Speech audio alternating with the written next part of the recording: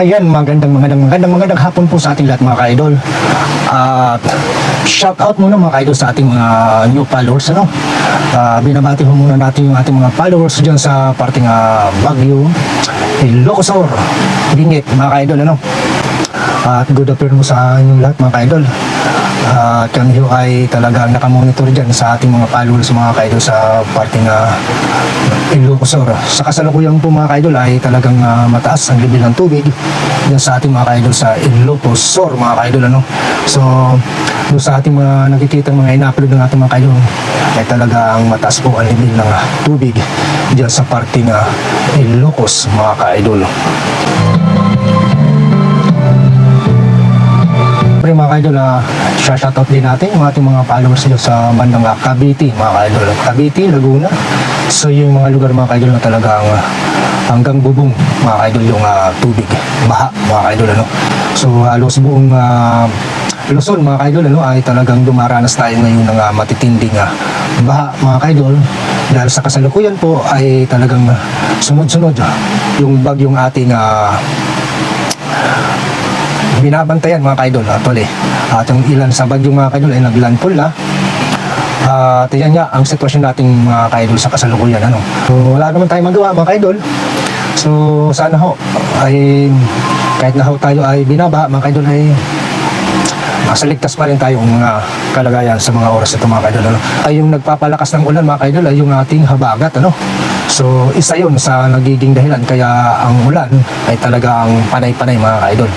So sana ho ay nasa mabuti tayong kalagayan sa mga oras nito mga ka-idol, ano.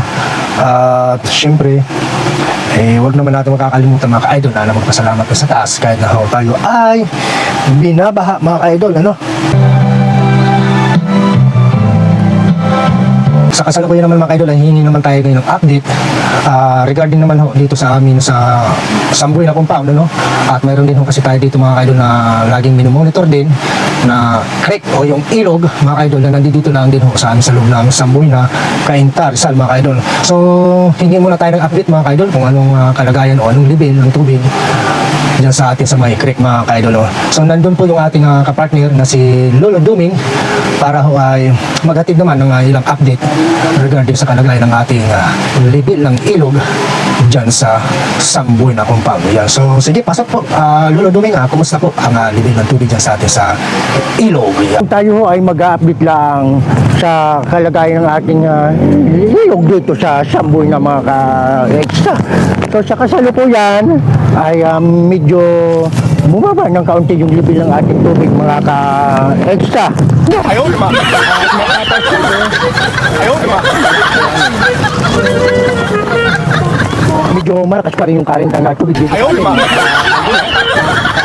Ayaw naman.